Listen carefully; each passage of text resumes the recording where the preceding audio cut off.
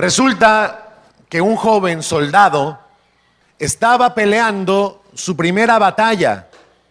Él se había preparado para entrar en combate junto con todos sus compañeros, pero hasta ahora no había tenido que luchar por su vida y por la de sus compañeros.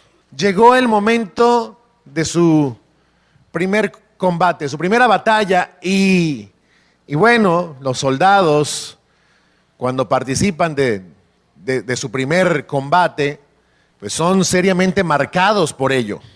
Estaba este joven soldado entonces en esta primera batalla y de repente vino una intensa lluvia de balas contra él y sus compañeros por parte del ejército enemigo. Y esto le causó tal asombro y tanto temor que casi se desmaya. Todas las horas en la preparación, en la academia, quedaban atrás, ahora había que pelear por su vida. Y al verlo, al ver su sorpresa, al ver cómo este hombre prácticamente se quedó helado de terror, uno de los oficiales superiores comprendió lo que estaba sintiendo ese muchacho y fue y estrechó su mano y le dijo con gran afecto: valor, mi muchacho, valor, estarás bien dentro de unos momentos. Yo tuve la misma experiencia que tú en mi primera batalla. La batalla cesó, el joven vivió y llegó a ser más adelante un oficial de honor. Y siempre este soldado decía que las palabras que aquel superior le dijo aquel día fueron para él como las palabras de un ángel, como si un ángel hubiera venido y puesto aliento y vida en él. Desde aquel momento de recibir este aliento, este muchacho comenzó a crecer en valor.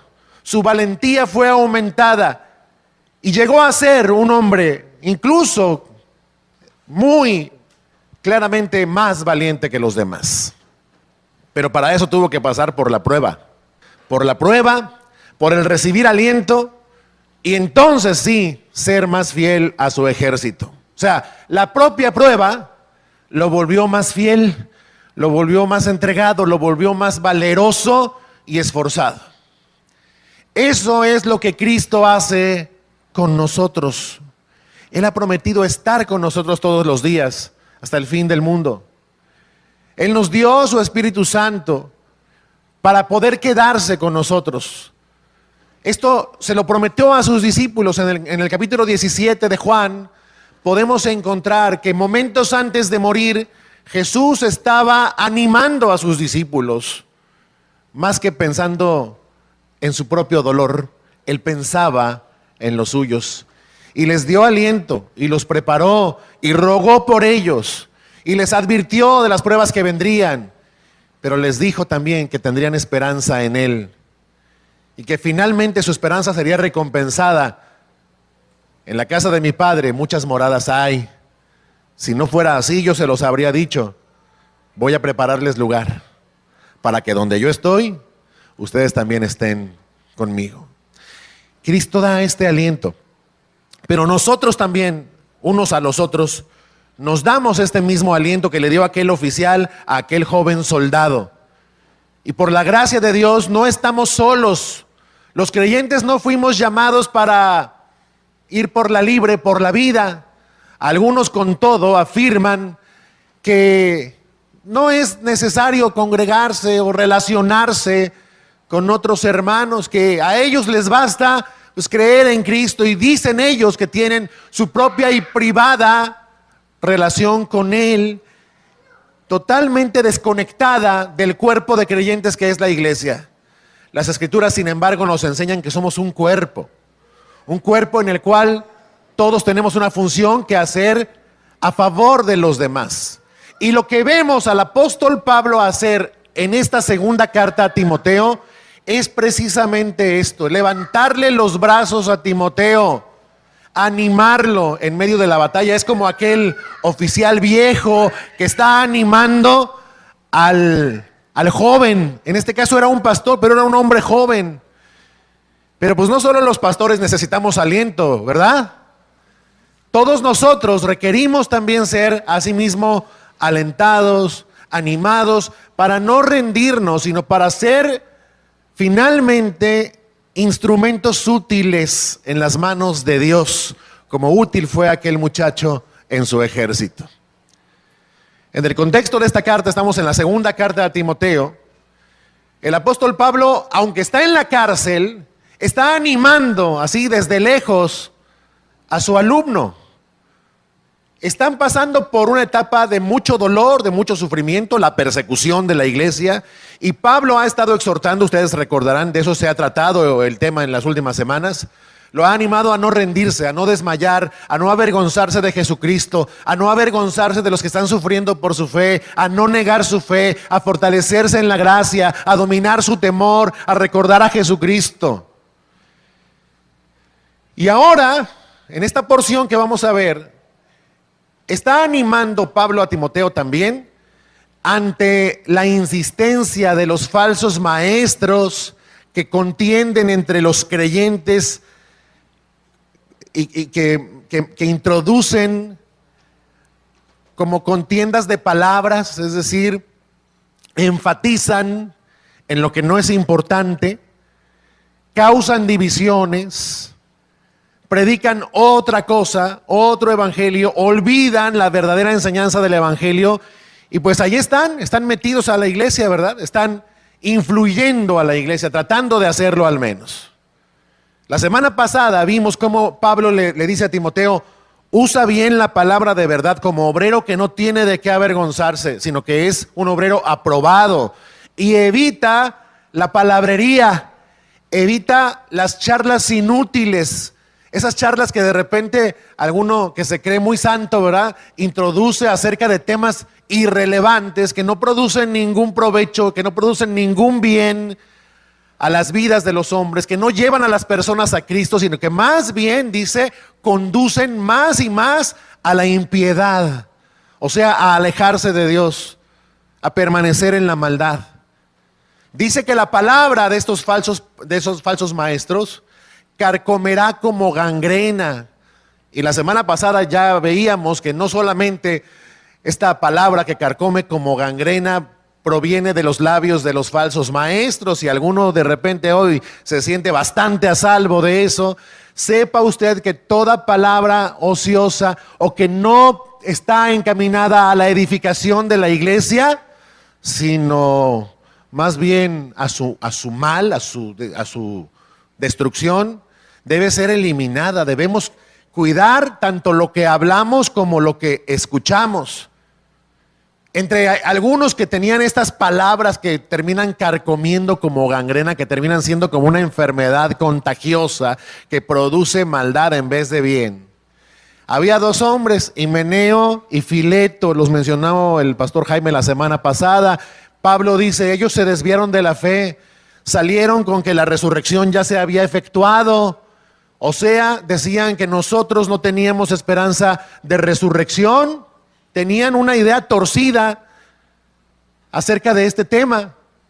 Todos nosotros, y ese es el evangelio, es también parte del evangelio, sabemos que seremos resucitados, ¿verdad?, que seremos dotados de un cuerpo para habitar en la eternidad con Cristo. Pero estos decían, no, ya no hay ninguna resurrección que esperar.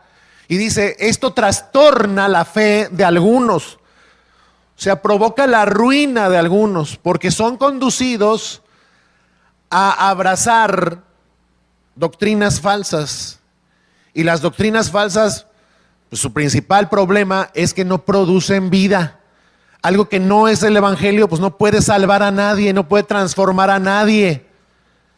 Solamente lo puede llenar de información y de repente formar supuestos discípulos que más bien son como sus maestros, ¿verdad?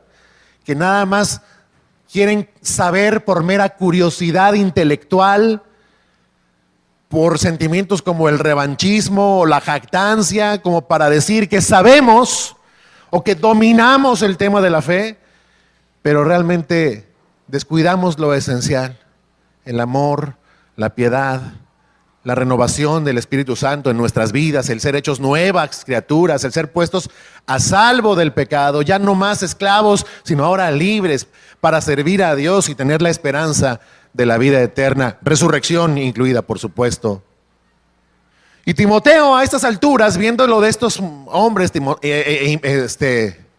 Fileto, Himeneo, podría estar, se entiende que ya podría estar teniendo otra causa de desánimo. O sea, está por un lado afuera la persecución, pero adentro los que esparcen herejías destructoras, los que esparcen otro evangelio y tratan de desviar la fe de los creyentes. Timoteo debe estar bastante afectado. Como si no fuera bastante que afuera los están persiguiendo, adentro falsos maestros como Himeneo y Fileto se ve, entran a la iglesia y confunden a la gente y la hacen errar y arruinan sus vidas. Él es un pastor que ama la verdad, que ama a Cristo, que ama a su iglesia, pero a estas alturas debe estarse preguntando, ¿y qué hago con todo esto? ¿Qué se supone que es lo que yo debo hacer? Y esa sensación también podría ser tu sensación o mi sensación cuando ves en la iglesia a tu alrededor a personas que te decepcionan, a personas que no son lo que parecían, a personas que aunque tienen apariencia de piedad, más bien niegan su eficacia viviendo en pecado. No todo lo que brilla es oro, y no todo el que ocupa un asiento en las reuniones corporativas de la iglesia es necesariamente un creyente fiel y verdadero. Hay falsos maestros y también hay falsos hermanos entre nosotros. Esto no es ninguna novedad. Las escrituras jamás nos han ocultado este tema. La pregunta ante ese escenario, cuando vemos a pastores que se desvían y a hermanos que pecan y hacen caer a los demás y que esparcen falsedades, cuando vemos esta condición como la veía Timoteo, nos preguntamos, Señor, ¿la iglesia acaso estará tan mal que casi no queda nadie que tenga una fe sincera? O sea, no solo nos persiguen los hombres de este mundo, que ya es bastante, sino que al interior de la iglesia las cosas no parecen pintar mejor. Entonces Pablo sigue animando a Timoteo en este tema, recordándole esto. Lea 2 Timoteo 2, versículo 19. Y le ha hablado de Himeneo, de Fileto, de esos que se desviaron de la fe. Vea lo que dice en el 19. Pero el fundamento de Dios está firme, teniendo este sello. Conoce el Señor a los que son suyos, y apártese de iniquidad todo aquel que invoca el nombre de Cristo. Versículo 20. Pero en una casa grande no solamente hay utensilios de oro y de plata, sino también de madera y de barro. Y unos son para usos honrosos y otros para usos viles. Así que si alguno se limpia de estas cosas, será instrumento para honra, santificado, útil al Señor y dispuesto para toda buena obra. Bueno, ok, tenemos esta realidad de los que se apartan de la fe, de los falsos maestros. Pero, y ahí empieza a cambiar el asunto, Pablo comienza aquí a mostrarle la otra cara de la moneda. Le está diciendo a Timoteo, sí, Timoteo, sí decepciona y entristece y hasta molesta tener entre nosotros a falsos maestros, a falsos hermanos, oponiéndose siempre, combatiendo la verdad, oponiéndose a las sanas palabras del evangelio y llevándose entre las patas a la gente. Sí, eso es así. Pero no toda la iglesia es así. O sea, algunos desvían la atención y la fe de la gente hacia su palabrería inútil. Y bueno, pues siempre hay quien les hace caso, tristemente, a los que insisten en su palabrería. Pablo le está diciendo a Timoteo, Timoteo, si tú te limitas a ver esa amenaza de estos falsos hermanos y falsos maestros que hacen caer a otros, pues seguramente te vas a desanimar. Los falsos maestros con su carnalidad, con sus enseñanzas inútiles, con su poco cuidado de lo realmente importante que es el corazón y su gran cuidado de lo que no es tan importante, y allá están debatiendo y contendiendo sobre genealogías, opiniones, mandamientos de hombres, palabras vacías. Ellos están entre nosotros. Nosotros vemos que tales personas deshonran a Dios, que tales personas viven para sí mismos, que toman la fe y la piedad como fuente de ganancia, que traen su propio proyecto, que no están construyendo el reino de Dios, edificando para el reino de Dios, sino que están edificando, tratando de edificar su propio reino. Estos Himeneo y Fileto seguro no sería extraño que hubieran puesto por ahí su changarro, ¿verdad?, a la media cuadra, a tratar de jalar para ellos, a los creyentes, tratar de llevar agua para su molino. Esas cosas pasan a nivel iglesia, pero también a veces pasan en las relaciones personales, aunque usted no lo crea. Sucede así, que se hacen esfuerzos para desviar la atención y la fe y el cuidado y el amor de los creyentes y de todos los que están en la iglesia, porque ya decíamos que no todos los que están en la iglesia son necesariamente creyentes, o sea, los que participan de las reuniones en una congregación. Entonces vemos que hay gente que usa la piedad como fuente de ganancia y nos asombra que estén aquí, pero Timoteo y junto con él todos nosotros, hermanos, por momentos esas personas, los malos hermanos, los falsos, los que perseveran en sus pecados, los que son religiosos y esconden en su religiosidad sus pecados, esos que tienen una fe fingida, llaman mucho la atención, ¿sí? Causan tanto mal que luego se roban los reflectores, ¿verdad? Y la atención se concentra en ellos, al grado que nos parece que son demasiados. Al grado que creemos después, como dicen las señoras despechadas, que todos los hombres son iguales. Y esto va minando la confianza que necesariamente debe haber entre nosotros. Luego resulta que terminamos pues ya no confiando en nadie, y por eso también están estos que dicen: yo allá solo en mi casa, yo allá adoro al Señor. No es su plan. Pero también, ¿cómo nos relacionaremos entre nosotros si desconfiamos los unos de los otros? ¿Sí? Bueno, por eso es que dice ahí en el versículo 19, pero, o sea, en contraparte a la falsedad de algunos hermanos, el fundamento de Dios está firme y tiene un doble sello. ¿Sí? ¿Qué fundamento de Dios estamos hablando aquí? El fundamento sobre el cual se establece y se edifica la iglesia como un cuerpo. Ese fundamento es Cristo. En 1 Corintios 3:11 dice que nadie puede poner otro fundamento que el que está puesto, el cual es Jesucristo, ¿sí? Ese fundamento está firme. ¿Se acuerda que de Jesús se dijo: Él es la roca de fundación? Es decir, el tipo de piedra sobre el cual se puede construir de forma segura una edificación para que cuando vengan contra ella los fuertes vientos y las tempestades, permanezca de pie y no se tambalee, y por supuesto no sea derribada.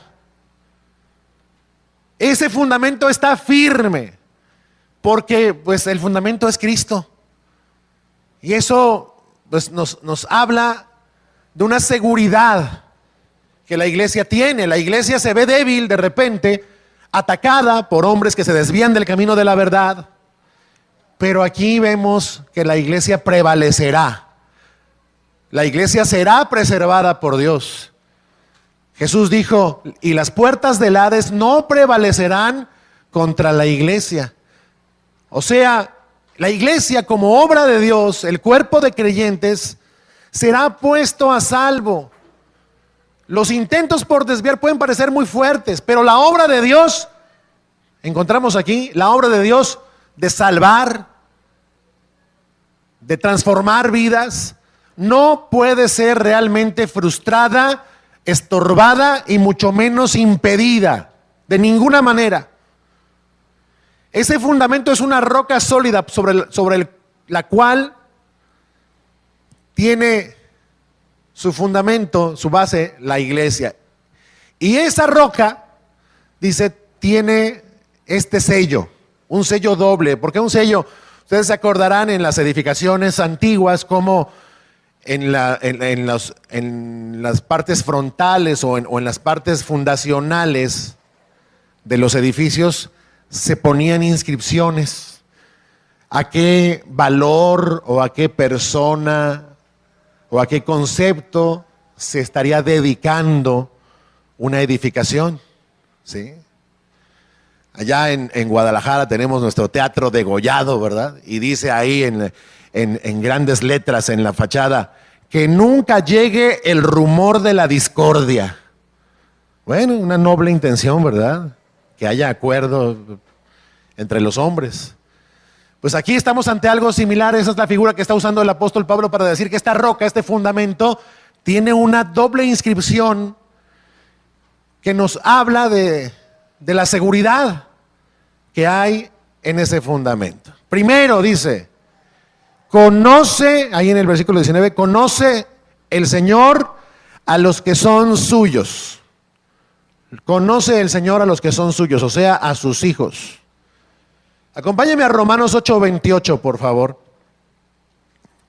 Poniéndole un separador a Timoteo, porque tenemos que regresar ahí, tenemos que agotar estos 3 versículos para ver esta realidad. Romanos 8:28. Dice ahí, y sabemos que a los que aman a Dios, todas las cosas les ayudan a bien. Esto es, a los que conforme a su propósito son llamados. Porque a los que antes conoció, esto es a los hijos, a los creyentes, de eso está hablando. A los que antes conoció, también los predestinó para que fuesen hechos conformes a la imagen de su Hijo, o sea, parecidos a Cristo, para que Cristo sea el primogénito o el mayor entre muchos hermanos, o sea, entre todos nosotros, todos parecidos a Él. Versículo 30. Y a los que predestinó, a estos también llamó, y a los que llamó, a estos también justificó, y a los que justificó, a estos también glorificó. Cuando leemos que conoce el Señor a los que son suyos, lo que entendemos ahí en el lenguaje de Pablo, inspirado por el Espíritu Santo, es que este conocimiento de Dios acerca de los que son suyos es un conocimiento que comenzó o que estuvo presente en la mente de Dios desde antes que comenzara a correr el reloj de la historia, desde antes de que se inaugurara el universo, por así decirlo.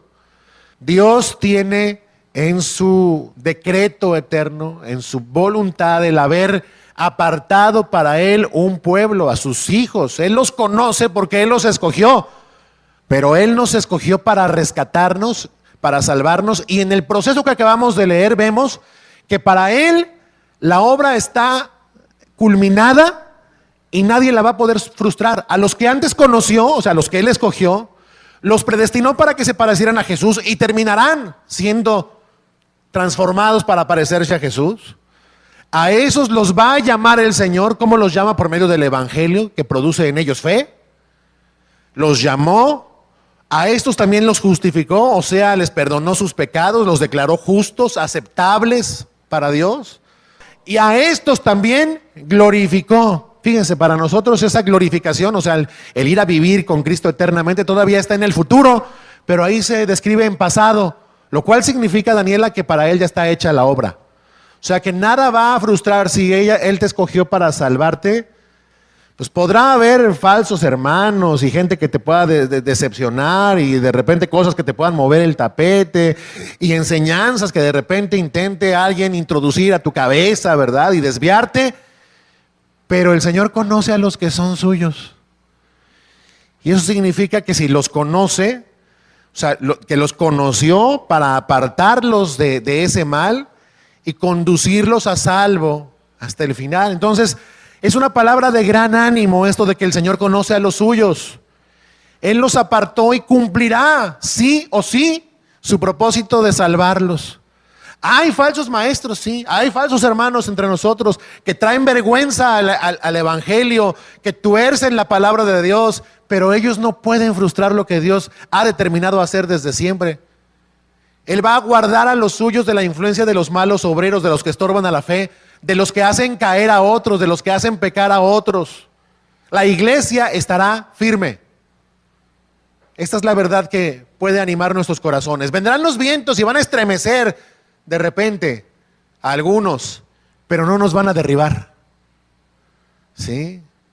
La iglesia podrá enfrentar muchas cosas, muchos peligros, hombres con su palabrería, gente que intenta imponer mandamientos de hombres, falsos hermanos que hacen caer a otros. Pero los que están en el Señor están firmes en la roca que dice, Dios conoce a los suyos. Dios los conoce. Qué oportuno recordar eso al considerar que Jesús nos advirtió que la iglesia es como el trigo que crece juntamente con la cizaña. O sea, no todos los que dicen ser son.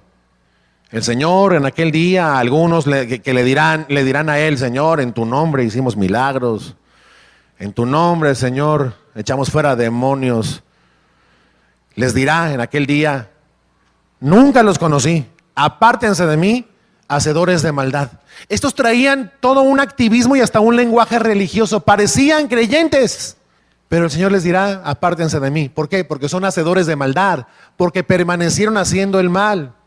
Nadie que es conocido por Dios y llamado para el evangelio y justificado permanecerá como hacedor de maldad. Entonces estos personajes estarán en la iglesia, entre nosotros, pero al final tendrán su propia recompensa. Bien, ¿y qué podrán hacer contra los creyentes? Bueno, el Señor Jesús dijo, por ejemplo, que en los tiempos finales se levantarían falsos cristos y falsos maestros que intentarán engañar, si fuere posible, aún a los escogidos. Eso nos habla de que van a ser muy insistentes, van a tratar de desviar a la iglesia. Pero dice, querrán desviar o intentarán desviar, si fuere posible, aún a los escogidos. ¿Qué quiere decir? Que a los escogidos, que a los que Él apartó para salvarlos, no los van a mover, no los van a engañar, no los van a derribar. Esta confianza tenemos, no que tenemos gran fuerza para resistir todos estos embates y estas decepciones y estas luchas. No, la confianza que tenemos es que Dios guarda a los suyos, que Dios preserva sus corazones.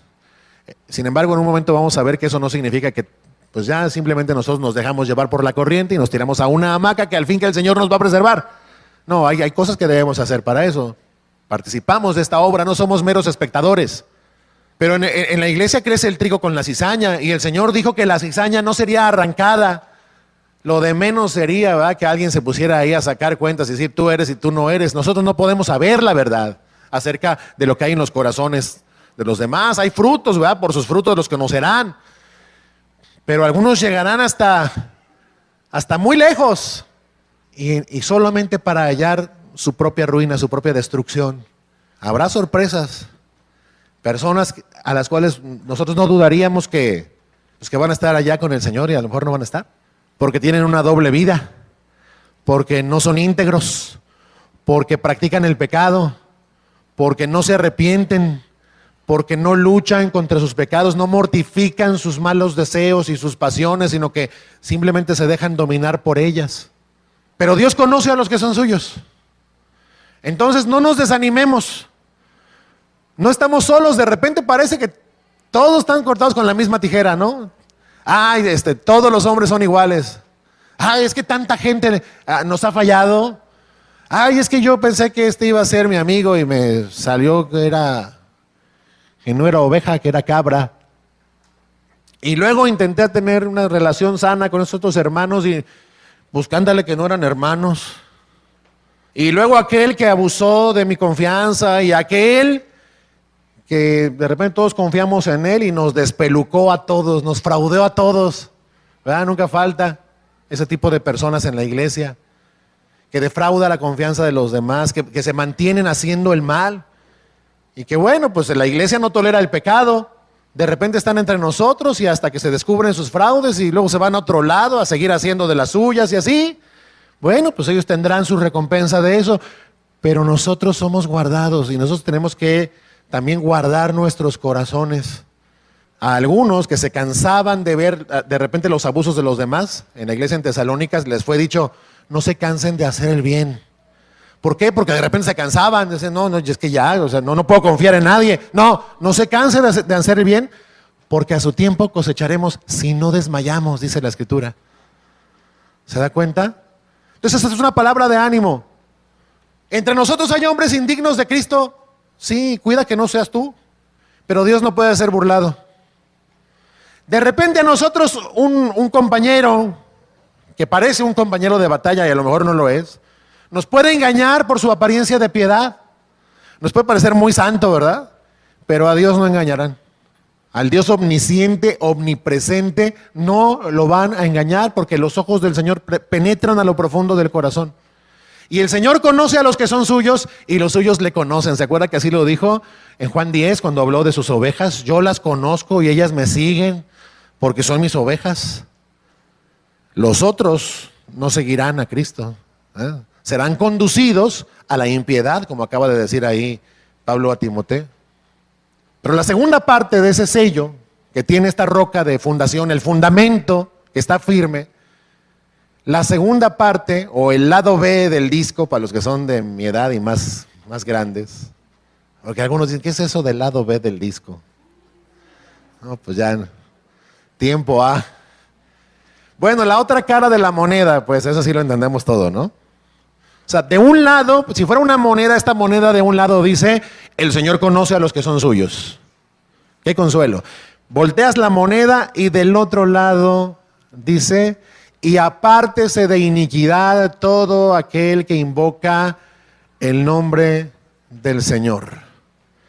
Apártese de iniquidad. Esa es la parte activa. De parte de Dios, Él conoce a los que son suyos. Los conoció desde antes y los conoció significa también que los amó, que los apartó, que los predestinó para que fueran hechos su pueblo, para que vivieran con Él para siempre.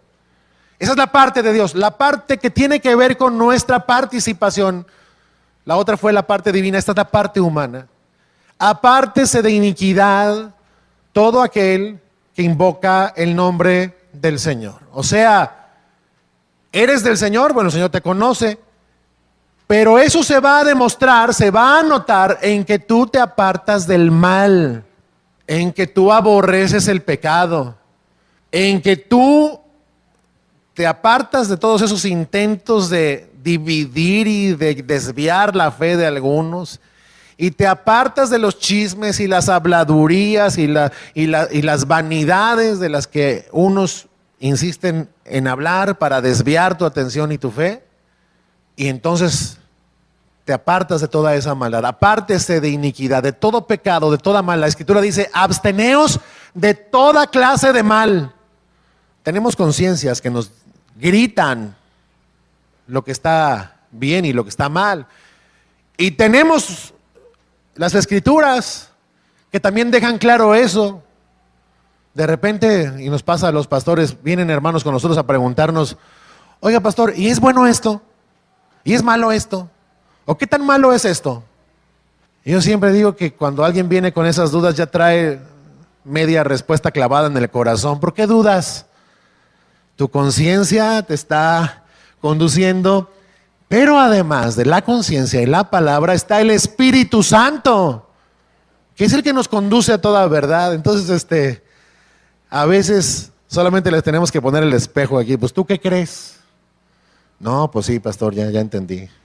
No, pues sí, está mal. De repente se preguntan estas cosas. Hay personas que preguntan, ¿qué tan malo es algo para acercarse al fuego? Están tratando de saber qué tanto se pueden alejar de Dios sin perder su salvación. ¿Qué hay en ese corazón, mi amado hermano? Examínalo. Escudriña tu corazón. ¿Qué tan lejos puedo estar de lo que Dios ordenó sin irme al abismo? Bueno, pues el que quiere jugar con fuego se tendrá a que empiecen a arder sus ropas. Entonces, somos de Cristo, ¿ok? El pueblo que invoca a Dios debe apartarse del mal. Ejemplos en las Escrituras. Daniel, ¿se acuerda del profeta Daniel? Él amaba a Dios, tenía una gran devoción por Dios. Y por eso dice la Escritura en el principio del libro de Daniel, que él, que había ido a un reino extraño a servir a un rey pagano, dice, él propuso en su corazón no contaminarse con la comida del rey, con los deleites de aquel, ¿verdad? Él resolvió no contaminarse, permanecer puro para Dios, porque lo amaba, porque lo invocaba todos los días. Apártese de iniquidad todo aquel que invoca el nombre del Señor. José, ¿se acuerda de José? El hijo de Jacob. José, siendo esclavo en la casa de su amo Potifar, él dice que era fiel a Dios, él amaba a Dios y por eso resistió la tentación de tomar para sí a la quizás hermosa mujer de su amo Potifar. Dijo, ¿cómo voy a hacer tan grande mal a mi amo que me ha confiado todo? ¿Y cómo pecaré así contra Dios? Apártese de iniquidad todo aquel que invoca el nombre del Señor. Hermano, pasando más allá del gozo que pueda experimentar tu corazón de saber que el Señor te conoce y tú le conoces a Él, ¿amas a Dios de verdad? Entonces pones tu amor por obra. ¿Crees en Él? Eso se debe notar necesariamente en tus obras, en tus palabras, en la limpieza de tu lenguaje. El otro día hablábamos, el pastor Jaime, servidor, acerca de estos hermanos que traen tan arraigadas las groserías. Y yo le decía, oye, ¿cómo ves? De repente este hermano, pues da ciertos frutos y es generoso y es amable y está entendiendo las escrituras, pero es bien mal hablado. De repente uno hasta duda, dice, híjole, es que a lo mejor le faltan sinónimos, te voy a regalar un diccionario de sinónimos a este hermano. Yo de repente me quedé el otro día y dije, es que, y las dicen con tanta naturalidad que ya uno hasta se queda así helado, ¿no? Uno se pregunta si lo podrán decir de otro modo y ser tan descriptivos. Pero sí, sin duda se puede. Son áreas en las que es necesario apartarnos de la iniquidad. Esto es de la mala inspiración, de la inspiración que produce las malas obras. Eso es la iniquidad.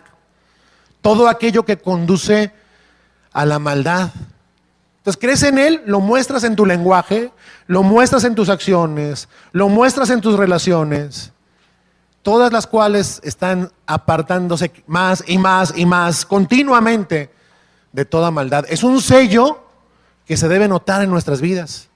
Dios nos manda eso, apartarnos de toda mala conducta. De hecho, cambiar de vida es lo único que confirma que realmente el Señor te conoce y tú a Él, que eres un verdadero hijo de Dios. Sin ese cambio de vida no hay nada que te pueda dar al menos cierta seguridad de ser hecho, de haber sido hecho un hijo de Dios. El Señor dijo, no todo el que me dice Señor, Señor, entrará en el reino de los cielos, sino el que hace la voluntad de mi Padre que está en los cielos. La demostración de la verdadera fe y de la elección, de que somos escogidos por Dios, que Él nos conoce, son las buenas obras. Fíjense lo que dice 2 de los Tesalonicenses 2:13, se los leo, dice, nosotros damos siempre gracias a Dios respecto a ustedes, hermanos amados, por el Señor. Damos gracias, dice, de que Dios los haya escogido desde el principio para salvación. Gloria a Dios, nos escogió el Señor para salvación. Y luego dice, el Señor los escogió desde el principio para salvación mediante la santificación por el Espíritu y la fe en la verdad. O sea, ¿cuál es el camino que ustedes van a recorrer necesariamente en esa predestinación para salvación? La santificación. Santificación significa eso, apartarnos para Dios, apartarnos de todo mal, consagrarnos a Dios, estar apartados para Él. Sin santificación, lo entendemos así, sin apartarnos del mal, sin santificación, es totalmente imposible que haya habido antes justificación, que tú seas justificado por la fe. Porque la fe sin obras, si no se manifiesta en obras, está muerta. Nos fuimos apartados para ese propósito, para santificación. En suma, los falsos maestros seguirán sembrando mentiras, distorsionando la verdad, diluyéndola, Otros van a decir que algunas cosas de la palabra de Dios ya no aplican. Esta semana una persona me decía, oye, si tú lees a Jesús y luego lees al apóstol Pablo y encuentras que Pablo no está diciendo lo mismo que Jesús, desecha lo que dijo Pablo y concéntrate en Jesús. ¿Será eso sano? No, yo les digo que no, porque dice la palabra, la propia palabra se protege a sí misma cuando dice, toda la escritura es inspirada por Dios y útil para instruir, para redarguir, para corregir, dice, para instruir en justicia, a fin de que el hombre de Dios y la mujer también sea perfecto, sea completado, y sea capacitado, totalmente preparado para toda buena obra, no para mala obra.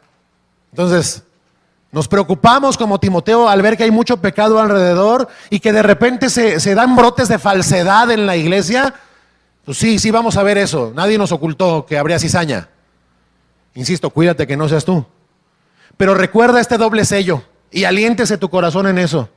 Del lado divino, el Señor conoce a los que son suyos. Él los va a preservar. Del lado humano, apártese de iniquidad todo aquel que invoca el nombre del Señor. O sea, trabajemos para mortificar las pasiones que combaten en nuestros miembros por tratar de salir a flote, de manifestarse.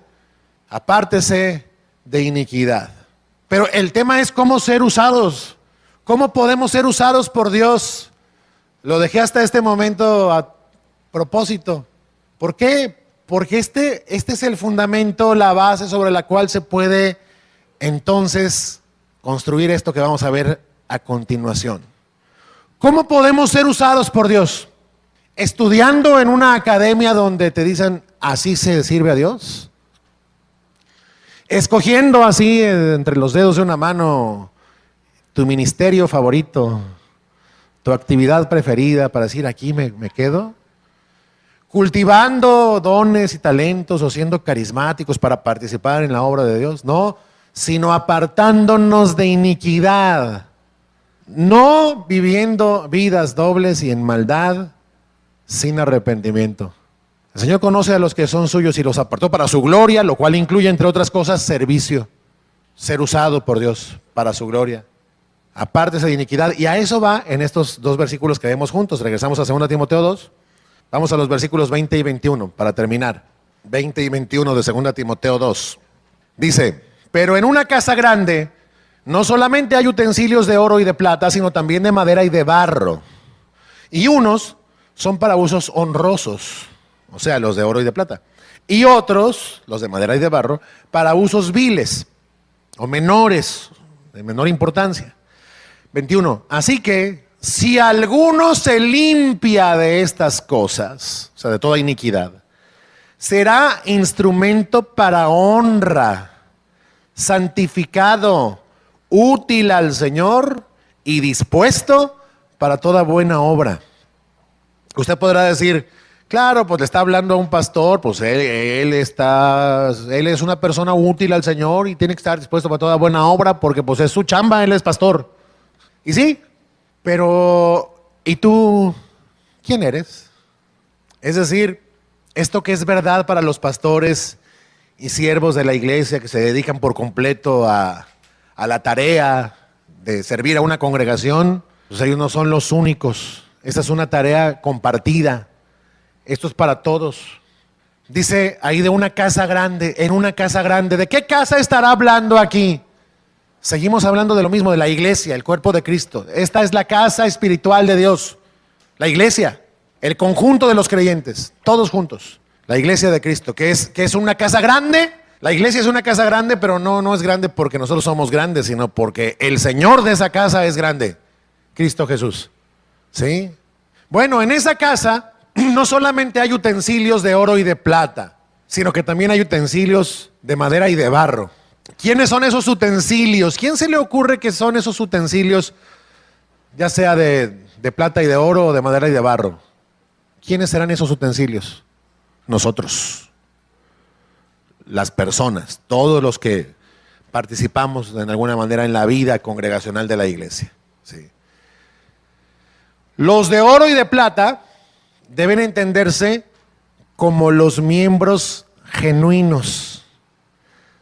Si usted se acuerda, por ejemplo, en Primera de Pedro dice que nuestra fe es mucho más preciosa que el oro y que se purifica para que rinda la gloria que Dios merece, ¿verdad? Se mete al horno. Nuestra fe es más preciosa que el oro. Dios nos ve así. El señor de una casa aprecia sus utensilios de oro y de plata, ¿verdad? Pero luego tiene otros utensilios por ahí, de madera y de barro. ¿También son útiles? Sí, pero dice ahí que son para usos viles, para usos pasajeros, para usos menores.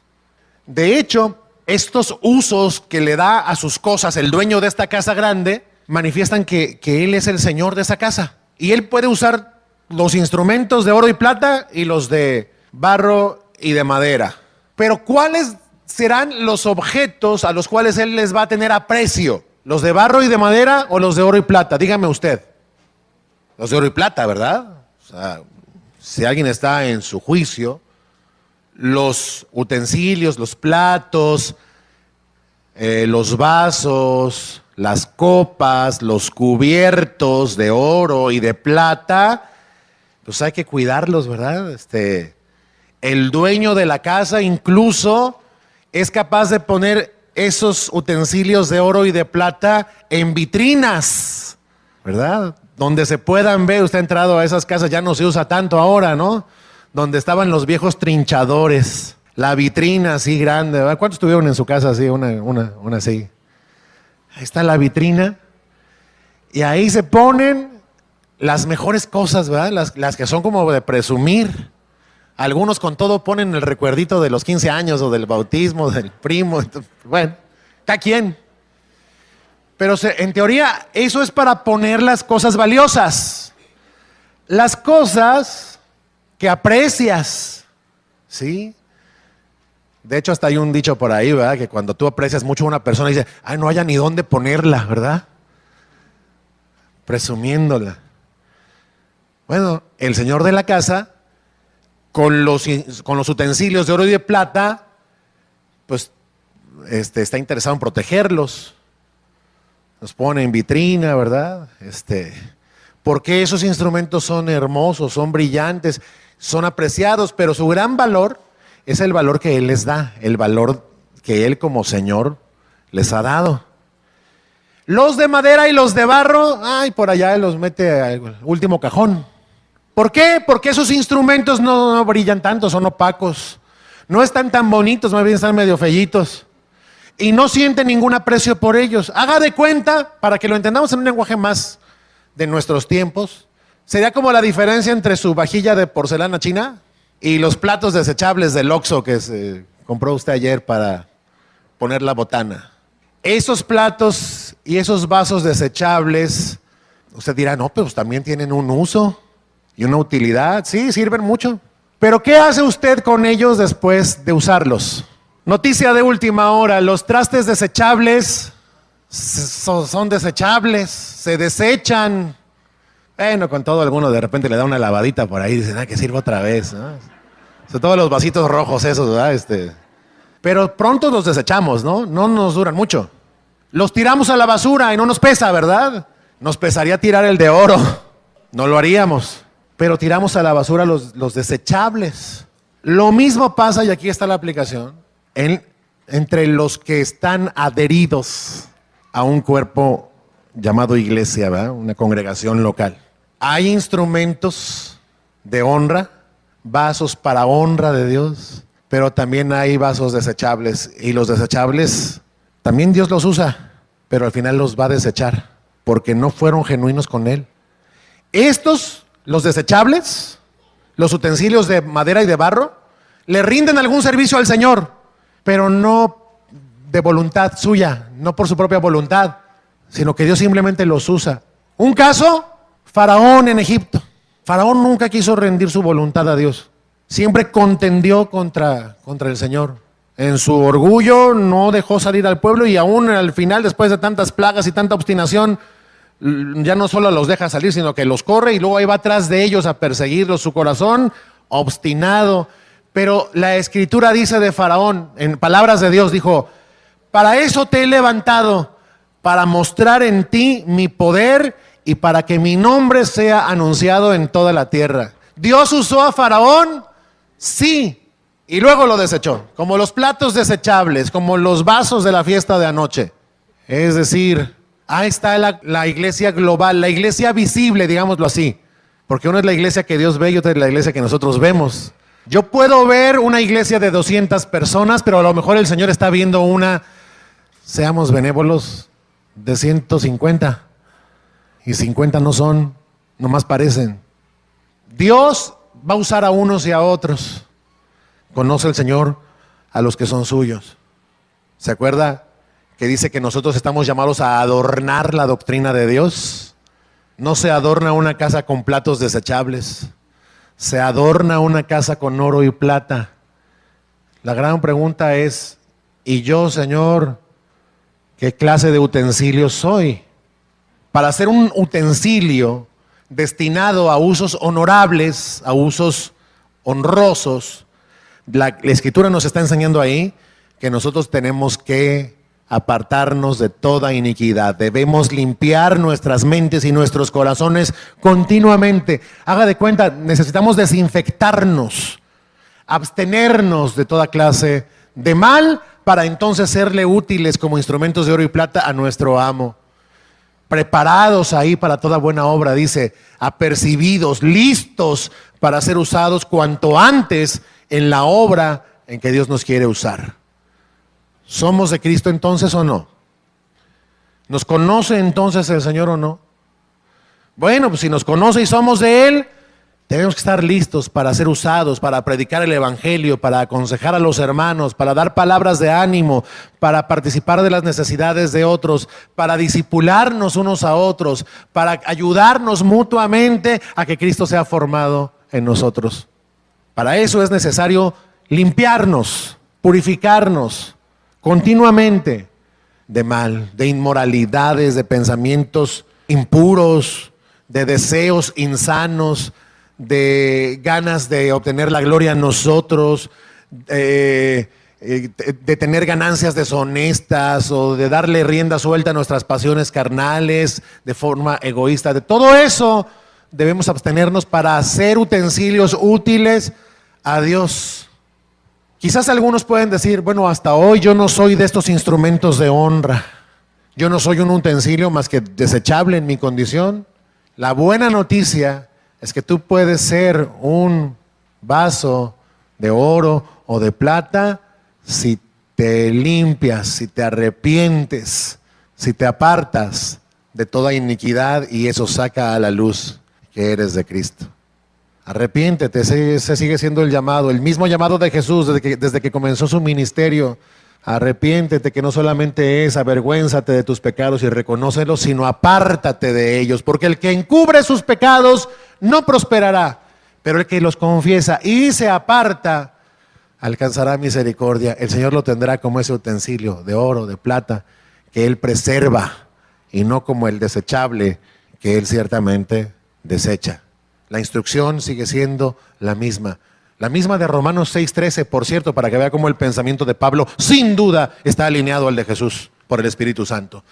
Pablo dijo, y no presenten sus cuerpos, sus miembros al pecado, no presenten sus cuerpos para el pecado como instrumentos de iniquidad, sino preséntense ustedes mismos como vivos de entre los muertos y presenten sus miembros, presenten su cuerpo a Dios como instrumento de justicia, o sea, como un utensilio que le sea útil a Él, que Él es el justo.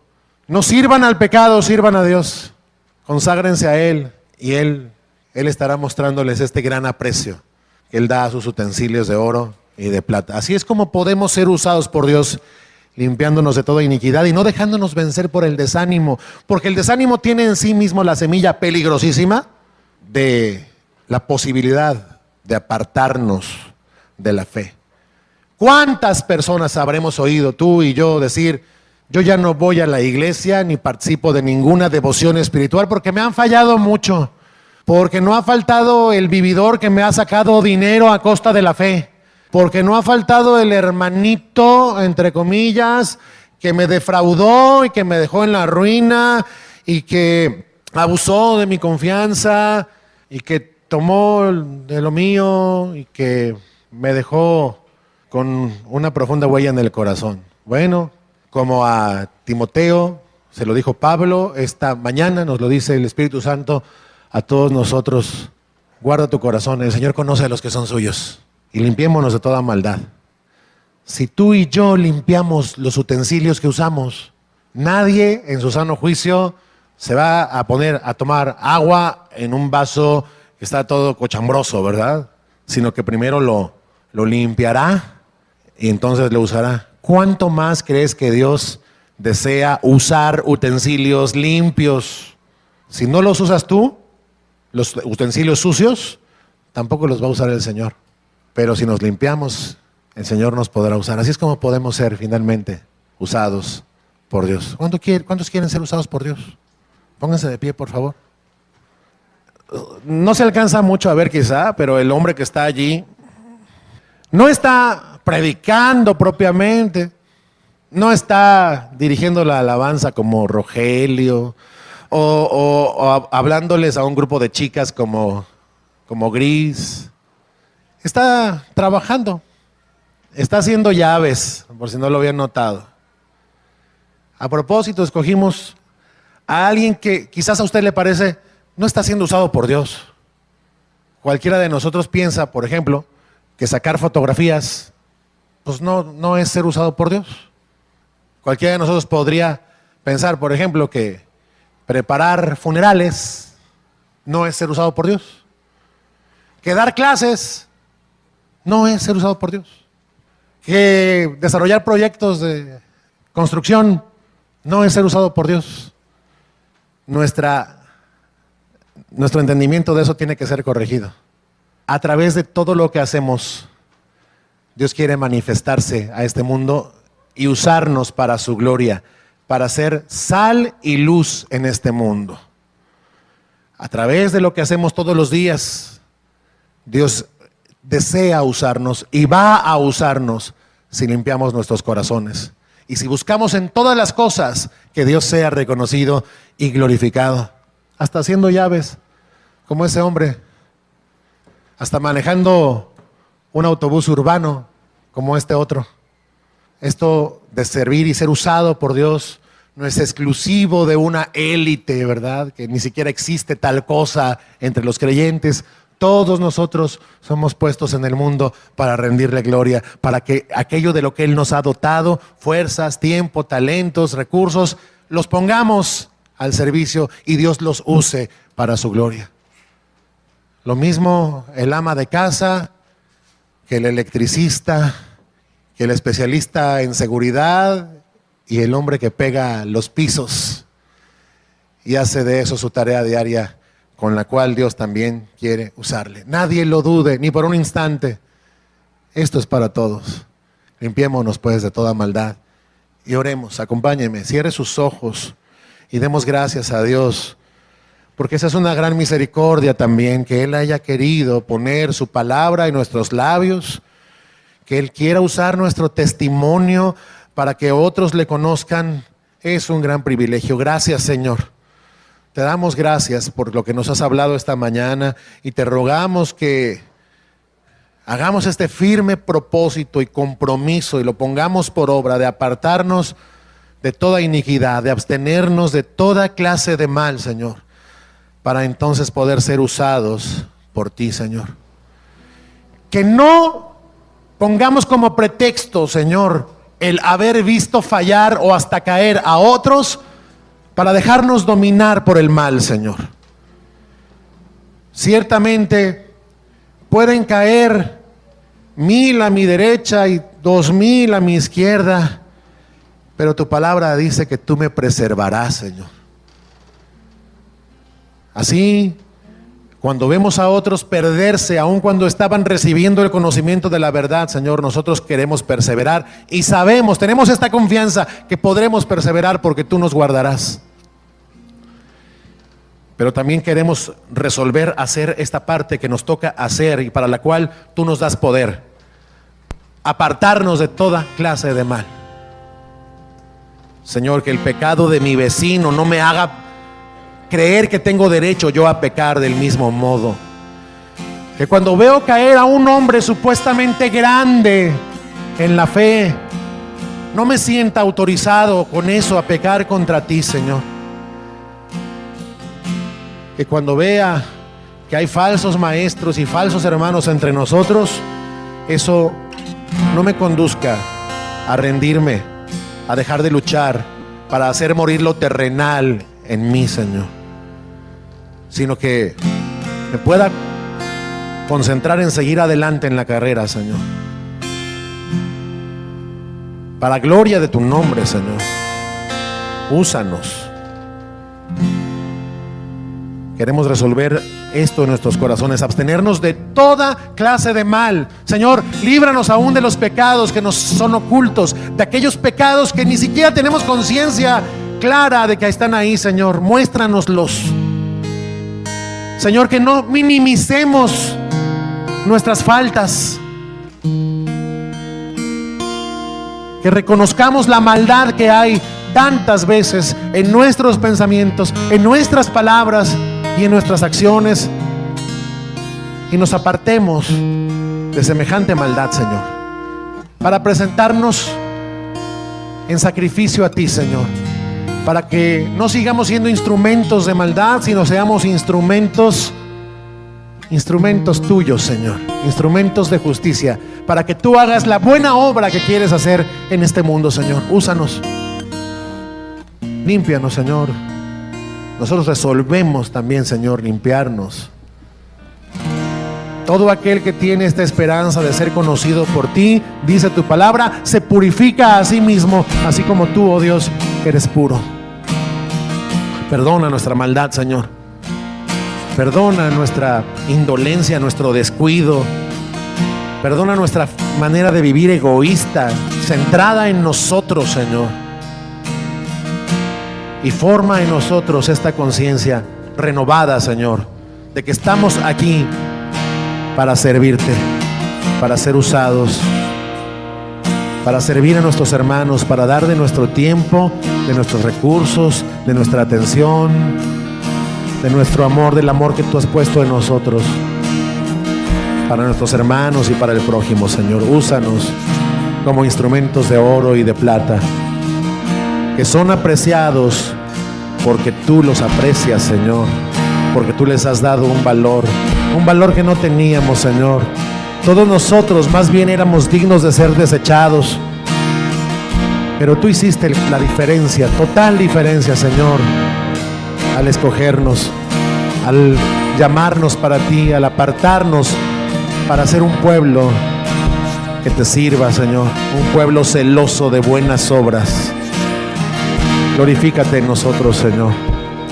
Te lo rogamos, Padre. Haz esta obra en nosotros, que esta obra se muestre viva, que te podamos ver a ti, Señor, en nuestro prójimo, en nuestro hermano, que podamos mostrarnos cada uno de nosotros, podamos mostrarte a ti, Señor. Te lo rogamos, Padre, en el nombre de Jesús.